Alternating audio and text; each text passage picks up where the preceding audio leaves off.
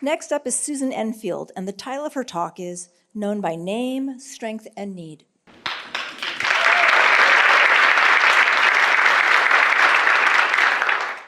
Happy and proud. At the Center for Educational Leadership here at the college, we like to center the student experience in the work we do with leaders in districts across the country. And so we've asked students, what do you want your experience at school to feel like? And the resounding answer is we want to feel happy and proud. And who among us doesn't want to feel that way in our workplace or our learning environment? But the reality is, for our students to feel that way, they first have to be seen and known. When I began my career as a high school teacher, I made a promise every year to my students that by the end of that first week, on the first day, I would know all of their names.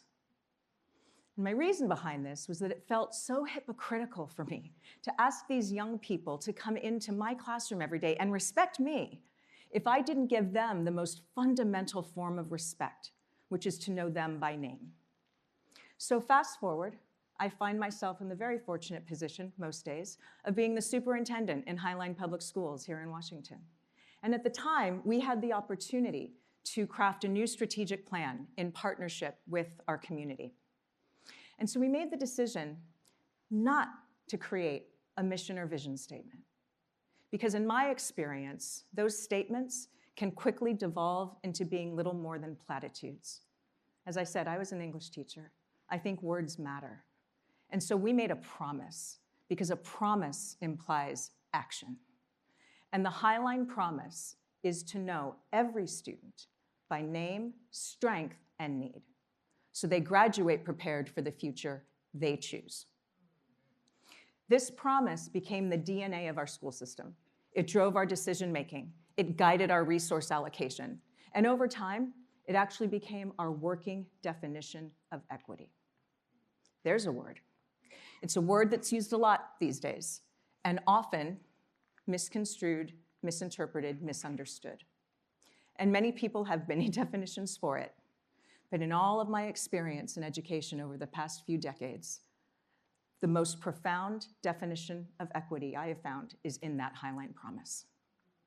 Because every parent, no parent or family member, frankly, wants to think that their child, when they show up at school, are nothing more than a demographic statistic or a test score.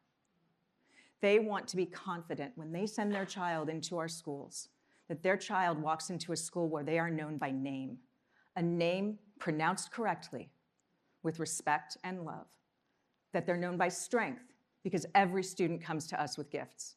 And as educators, it's our job to help them find those, and in doing so, build their resilience and their confidence to achieve great things.